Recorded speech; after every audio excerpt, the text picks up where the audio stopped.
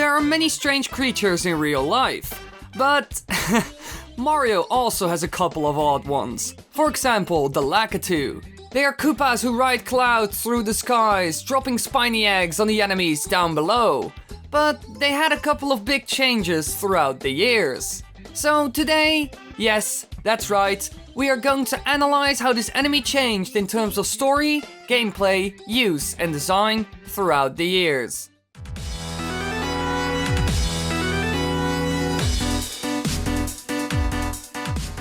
This enemy was first seen in the first Super Mario Bros. Game in 1985, but during development the enemy looked a bit different. An early version of the Lakitu features it riding a plane, but they eventually went with a cloud instead. It's unknown why they made this change, but Mario series creator Shigeru Miyamoto did say something interesting about this enemy. He said that the Lakitu was the game character who represented him best. He described Lakitu as very free, floating in the air, going anywhere, and that's me. So maybe they chose for the cloud because it gave a more natural and free feeling. But this is only speculation.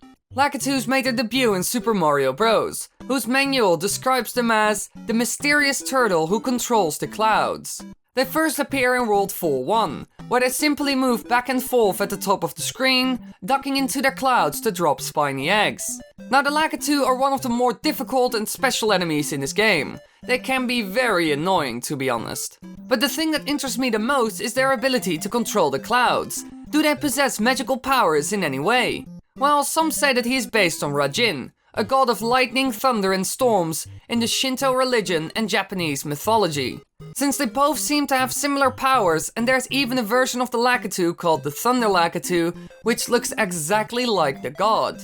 But the connection between the two was never confirmed, sadly enough. The Gaijin Goomba made a full video about this. I will leave it in the description so you can check it out later. So in the very first game they already start to build a bit of a mysterious story around the Lakitu, one about strange powers and magic.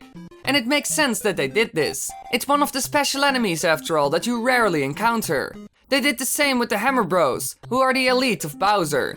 It adds another layer to the enemy. It makes them special in a way. Since appearing in Super Mario Bros., Lakitu has received positive reception. It has appeared in the form of several kinds of merchandise, including on t-shirts, stickers and as a plushie. Now the next game where we saw them is in Super Mario Bros. The Lost Levels. But nothing changed here, so we will skip this one.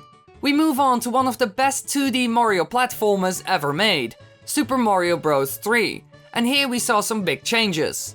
Lakitu's return in Super Mario Bros. 3 after their absence in Super Mario Bros. 2.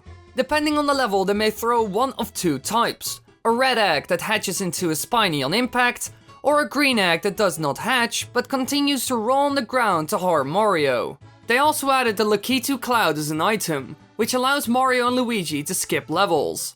So in this game they start to build an experiment with the Lakitu. They gave him different attack patterns to make it a more challenging enemy. And they start to experiment with the clouds by giving them to the player to see how they would react and if it would work out. This would eventually play a big role in the next game, Super Mario World, since here they do something interesting with them. In Super Mario World, unlike the past few games, normal ones follow Mario and Luigi rather than moving back and forth. Also, when Lakitus are defeated by projectiles, Mario or Luigi can ride its cloud and use it to fly to hidden parts of the stage or over obstacles. So they took the cloud riding mechanic even further and made an important thing out of it in the game. You can now find secrets with it.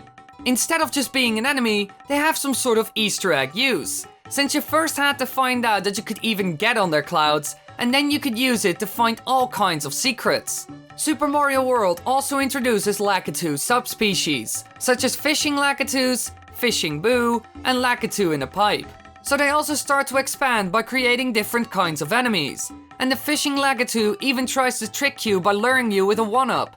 Overall, these subspecies are very fun and all bring something new to the table that challenge Mario in many different ways. And then the moment came. The Lakitu was going to go from 2D to 3D, and he would play a huge role in all of this. Super Mario 64, Mario's debut in 3-dimensional platforming.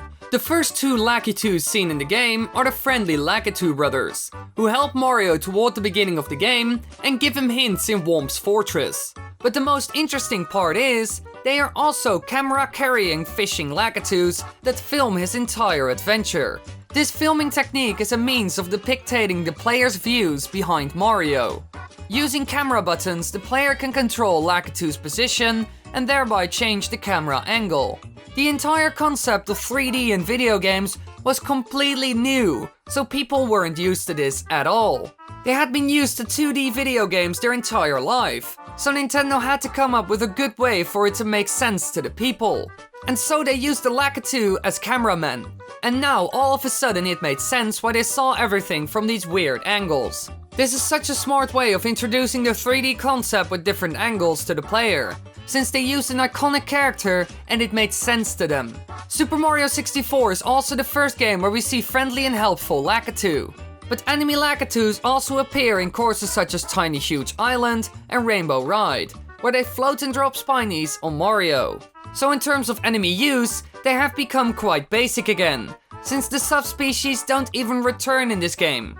In the next game, New Super Mario Bros., Lakitus behave similarly as in the first games, and the Super Mario World ability to take control of Lakitu's cloud returns, being mandatory to obtain some star coins. So the old mechanics from Super Mario World make a return, but they also added something else. The boss of World 7 is a dark Lakitu-like character called Lucky Thunder, who attacks the Mario Bros with lightning and dives down along with throwing spinies. Similar to other bosses, Lucky Thunder needs 3 hits to be defeated and its cloud disappears with it. So they made a boss out of the Lakitu, and to be honest, it's a pretty fun boss. But they did this again in a later game. But we will get to that later. In New Super Mario Bros. Wii, they also added the square clouds which spawn Lakitus that throw coins instead of spiny eggs. So not all Lakitus try to kill you.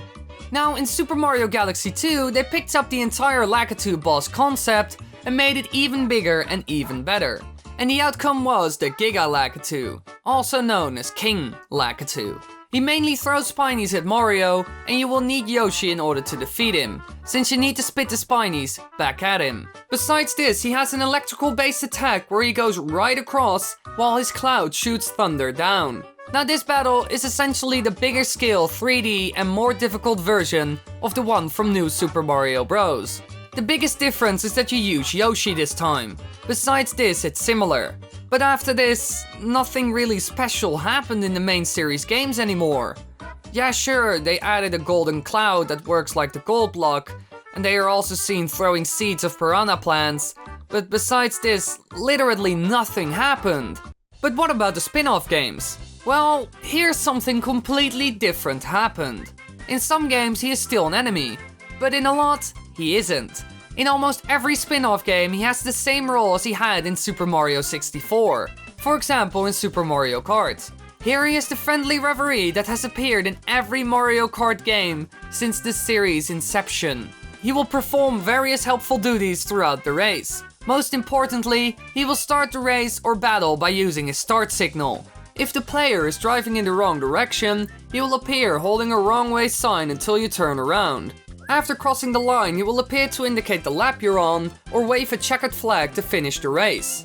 And of course, if you fall off the track or go out of bounds, he will use his fishing pole to get you up and back onto the track. Apparently, they thought the idea of using the Lakitu as a support character was so good that they used them for all the weird spin-off games. But they also appear in games like Paper Mario, where they take on more serious roles, and even get some special characters like Lucky Lester. But the special thing is, Lakitu are even seen in different games that aren't Mario related in any way, like The Legend of Zelda.